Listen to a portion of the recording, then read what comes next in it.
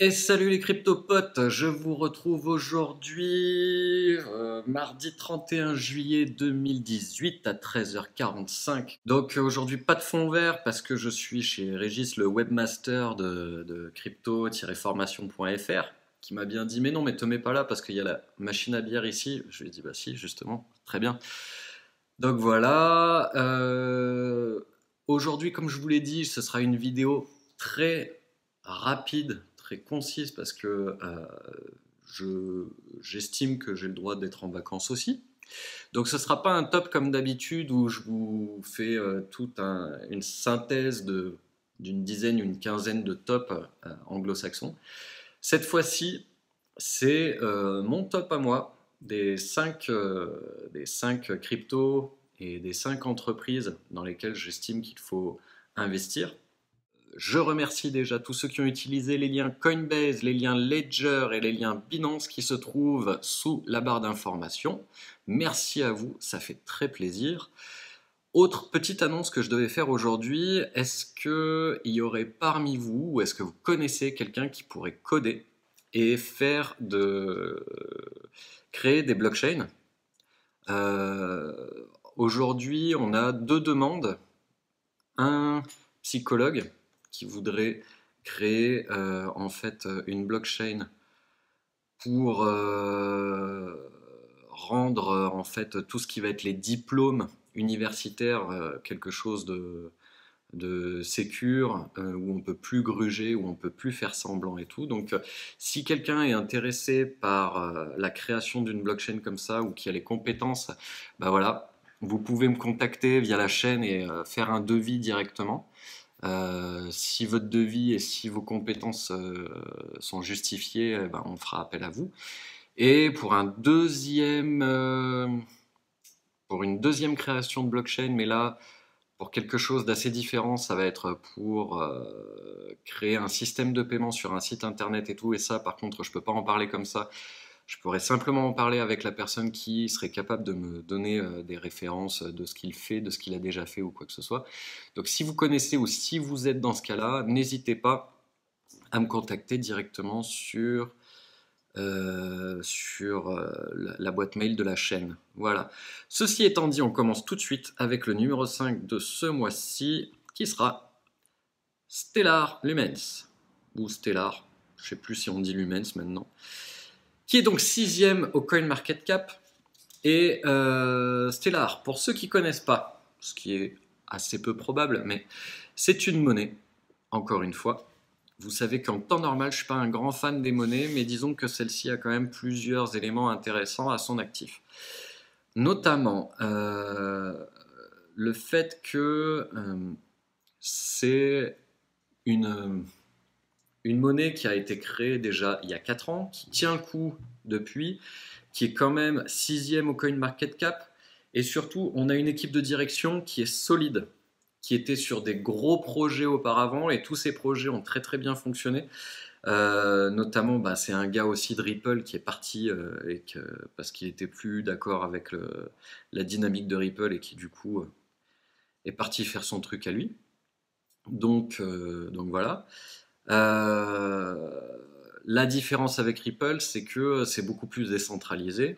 Pour l'instant, il y en a qui en doutent, mais moi je n'en doute pas parce qu'il ne serait pas parti de ce truc-là pour refaire du Ripple plus tard. Je vois pas l'intérêt. S'il est parti pour se différencier de Ripple, notamment sur ce point-là, c'est pas pour refaire la même chose plus tard. Je vois pas l'intérêt.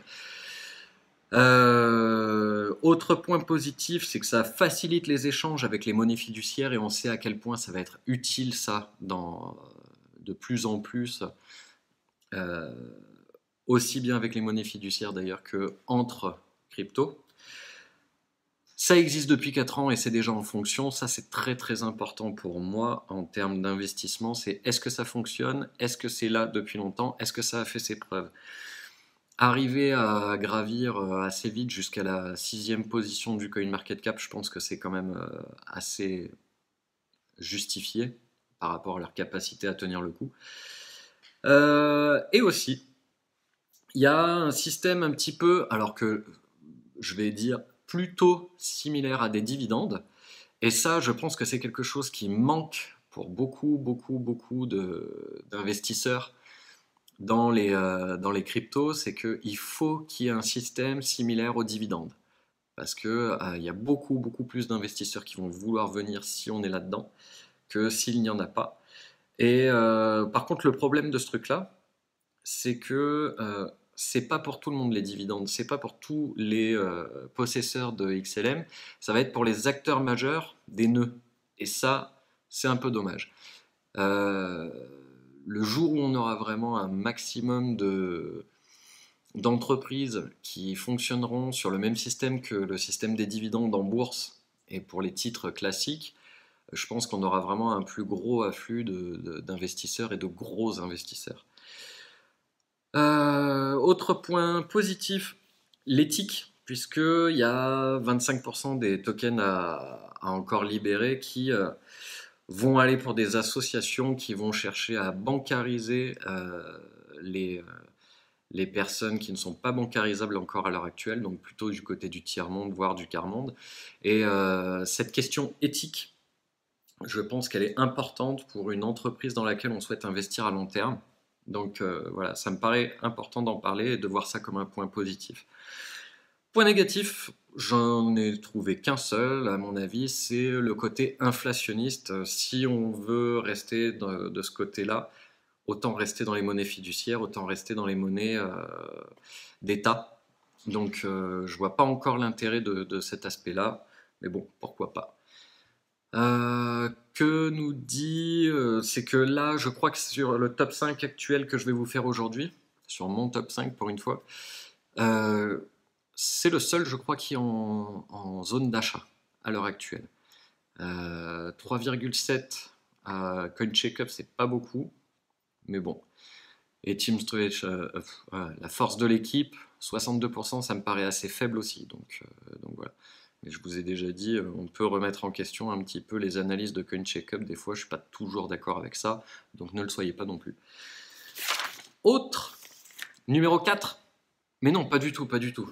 Benny. Moi, j'ai parlé de l'investissement à long terme. Et toi, bonjour Benny, est-ce que tu peux nous faire une analyse court terme pour Stellar, s'il te plaît? Bonjour tout le monde et bonjour à toi crypto analyste, j'espère que vous passez toutes et tous un très bon été. Alors, Stellar Lumens contre le dollar, on va d'abord le regarder face au dollar.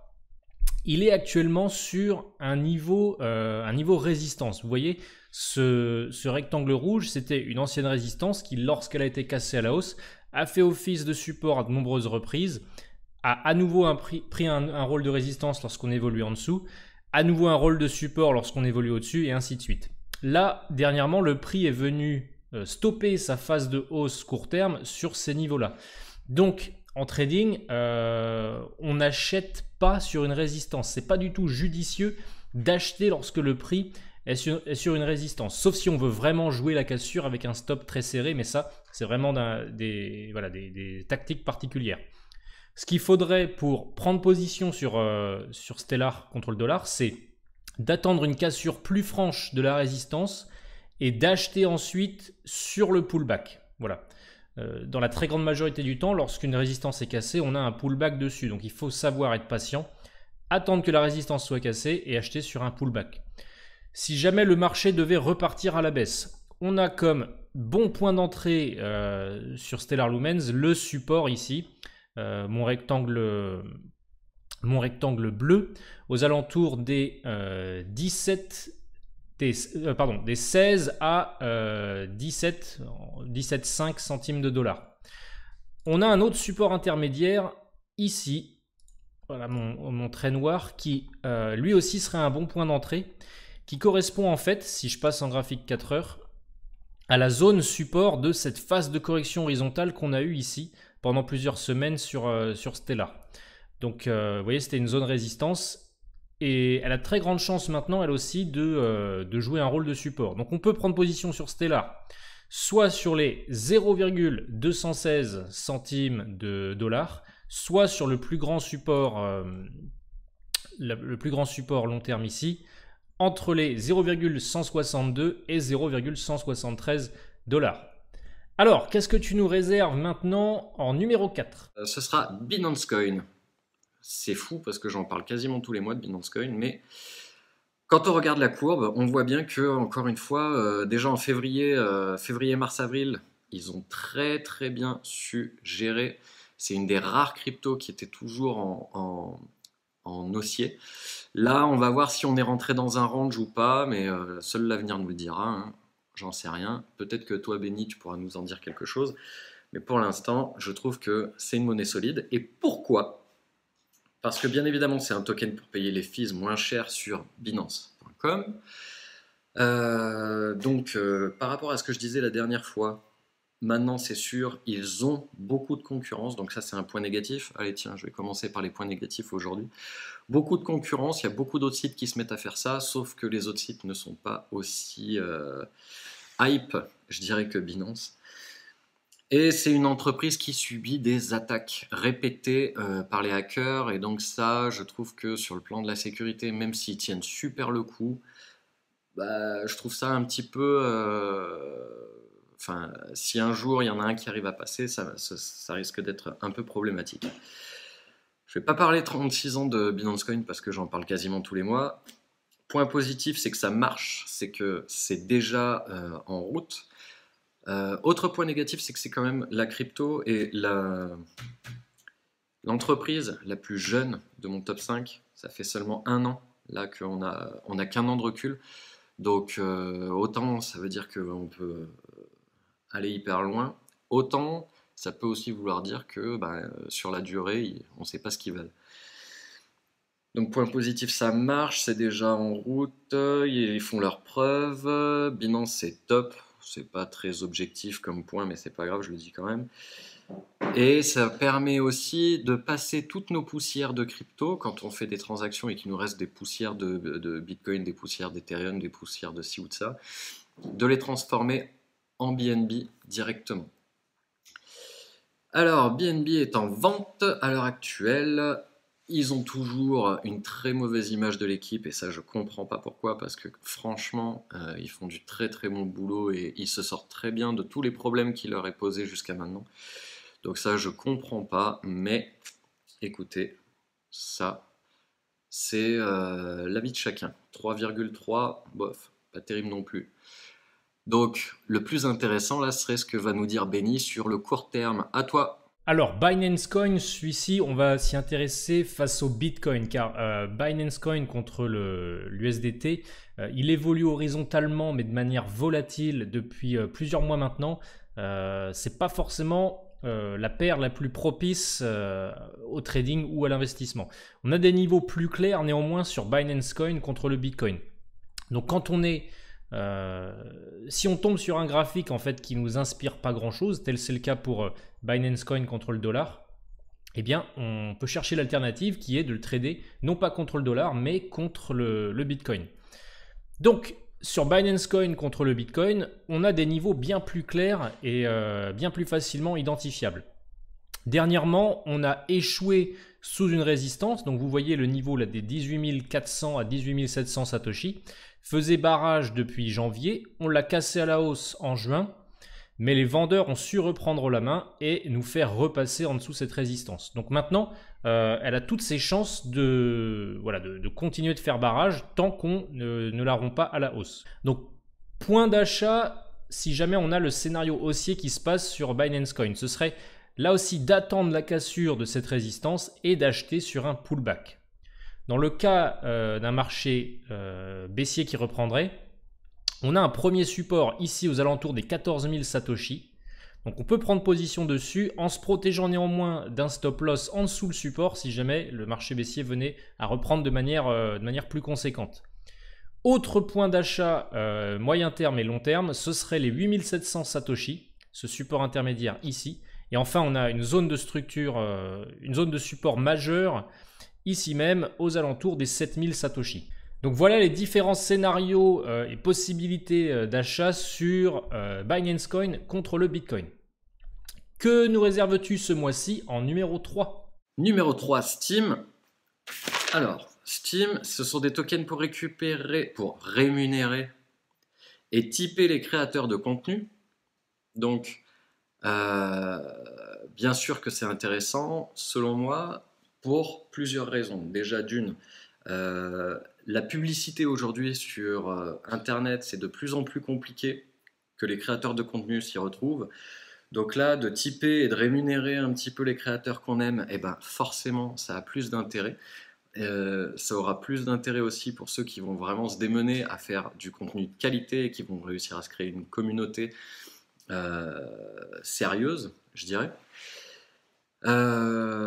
Et autre chose aussi, c'est que Steam est clairement, enfin Steamit en l'occurrence, est clairement une plateforme où ça s'adresse à des gens qui vont utiliser ce genre de fonctionnalité.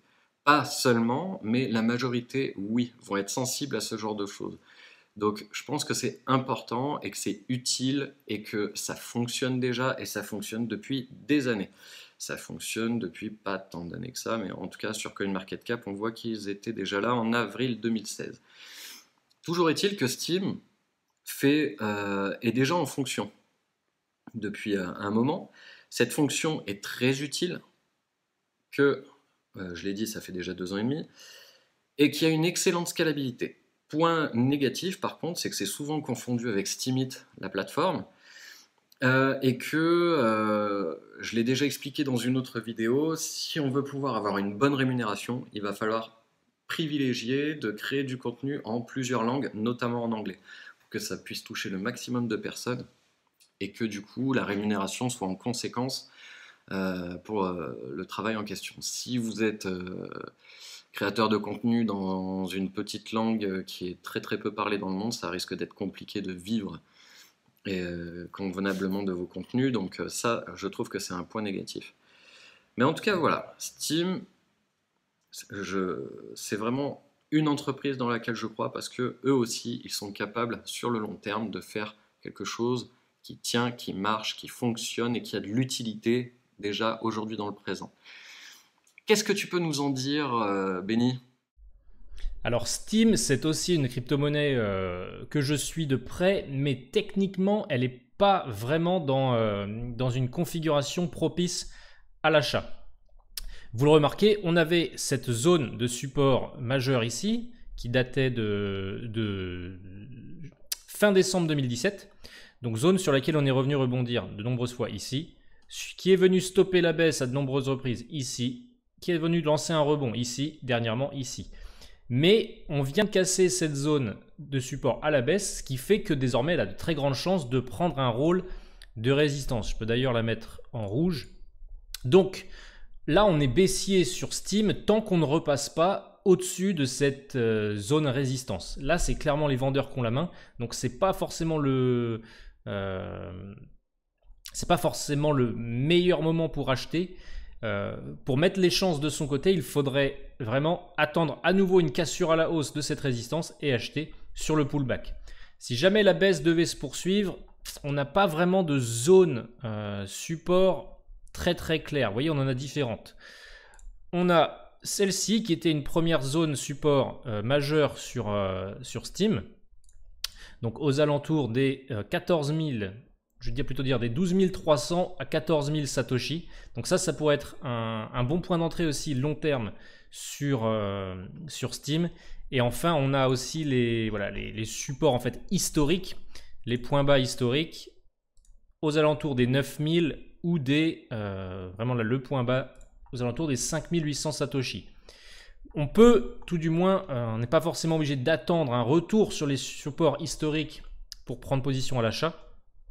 Je pense tout du moins que la zone des 13 000 Satoshi, des 12 300 à 13 900 Satoshi, est une zone qui pourrait être défendue par les acheteurs et donc sur laquelle on peut se positionner dans une optique long terme. Quel est ton numéro 2 ce mois-ci? Eh bien, ce sera Ripple. Donc Ripple, tout le monde connaît et beaucoup crachent dessus, mais moi je ne crache pas dessus. Je trouve que c'est très important, Ripple. Numéro 3 au CoinMarketCap, donc c'est un coin, c'est une monnaie, et c'est une monnaie qui est, comment dire ça, qui permet surtout, en majorité, des transactions en temps réel entre les banques. Donc, c'est ça fait combien de temps? Déjà plus de 4 ans aussi. On sait à quel point l'équipe est solide, même s'ils sont décriés dans le monde des cryptos parce que ça ne relève pas justement de la mentalité à proprement parler de tout ce qui va être Bitcoin et décentralisation et ces choses-là. Eh ben, il n'empêche que c'est une entreprise qui fonctionne depuis plus de 4 ans, qui fait ses preuves, qui au niveau des banques et au niveau des industries est clairement, comment dire ça, crédible, et où se trouve la majorité de la capitalisation et de l'argent ou quoi que ce soit, et ben, toutes les liquidités, elles sont principalement dans les banques et dans les industries. Donc si on a une entreprise qui travaille avec eux, et ben voilà, quoi. Je pense que c'est une bonne entreprise dans laquelle on peut avoir confiance pour investir à long terme. Autre point positif, ce sont les fees qui sont complètement ridicules et la capitalisation qui ne demande qu'à exploser, selon moi. Toujours pour les mêmes raisons que les banques et industries, c'est là qu'il y a le plus de capitalisation à avoir. Les points négatifs, ben, comme pour Stellar d'ailleurs, c'est les 100 milliards de tokens. Ça, je ne suis pas très pour. Trop de tokens tue le token. L'équipe qui détient la majorité, mais bon, ça vous le savez, la mauvaise image dans le milieu des crypto-monnaies, mais ça je pense que les investisseurs et les gros investisseurs en ont strictement rien à faire, donc je pense que pour un investisseur long terme, c'est tout bénef. Et aussi la confusion qui se fait souvent entre Ripple, qui est l'entreprise et la technologie, et XRP, qui est le token qui n'est pas forcément utilisé par toutes les banques. Les banques peuvent utiliser la technologie, mais pas utiliser le token, n'oubliez pas.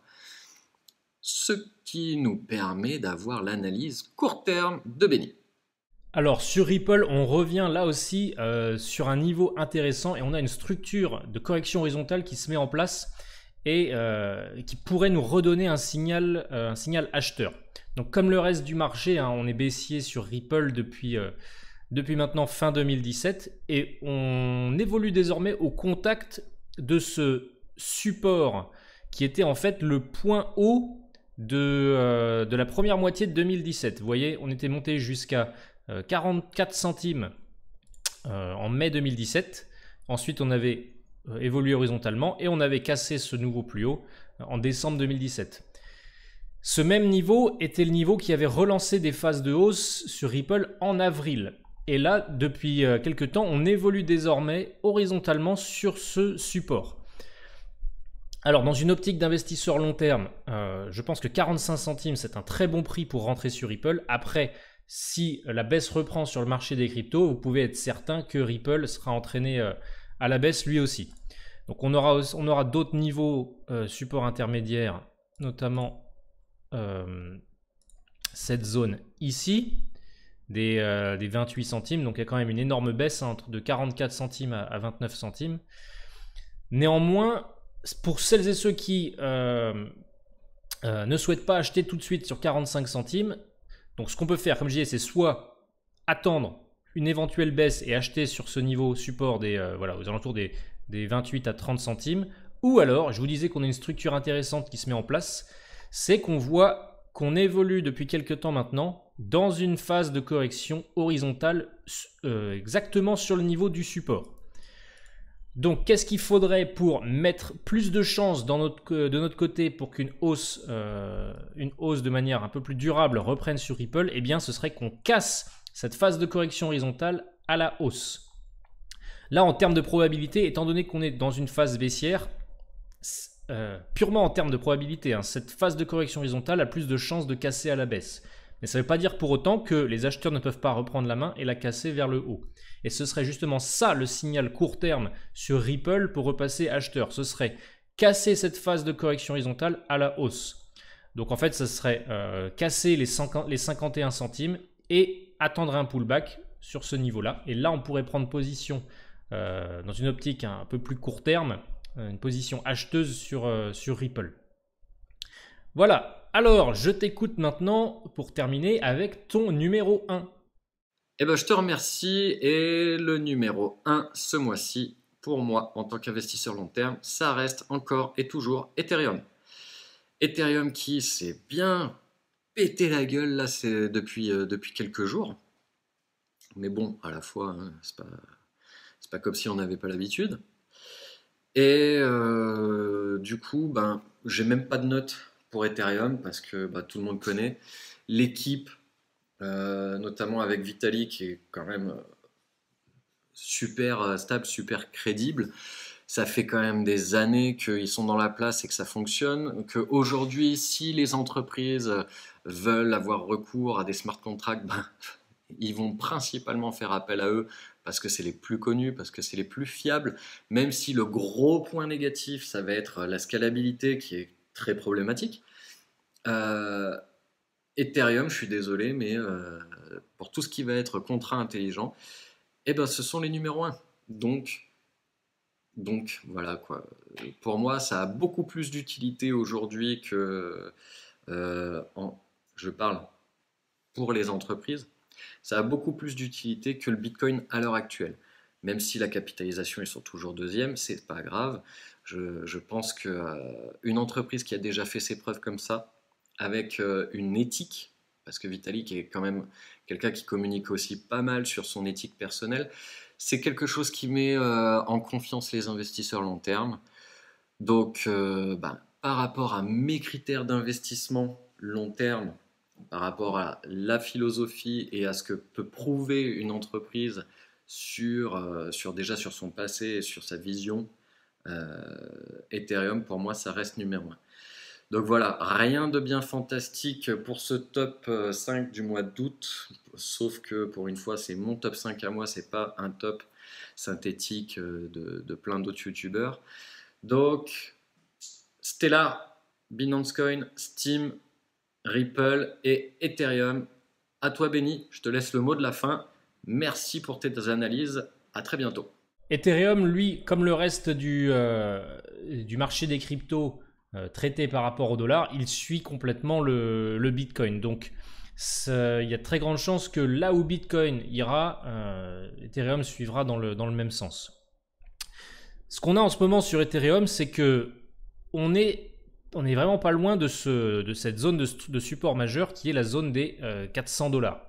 Bon, ça va à peu près de 387 à 409 $. C'est pas un niveau exact, c'est une zone de support sur laquelle on était venu échouer première moitié de 2017, qu'on avait rompu à la hausse fin 2017 et qui avait lancé ce très fort rebond. Dernièrement, en avril, on avait eu un faux breakout sur ce niveau et une forte hausse ensuite. Depuis quelques semaines maintenant, on n'évolue pas loin de la zone, mais en fait, on est coincé dans une phase de correction horizontale entre donc, ce support aux alentours des 400 $ et une zone de résistance intermédiaire, ici mon rectangle rouge, entre les 490 et les 500 $.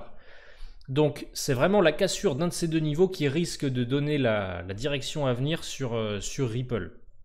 Donc on peut prendre position à l'achat soit sur le bas de cette zone, ce qui reviendrait en fait à prendre position sur le support long terme, ce qui est un très bon prix à mon avis je pense sur Ripple, mais protégez-vous quand même d'un stop loss, bien sûr c'est impératif car on n'a aucune idée en fait d'où pourrait aller le prix. Donc toujours protéger ses positions, ça c'est crucial.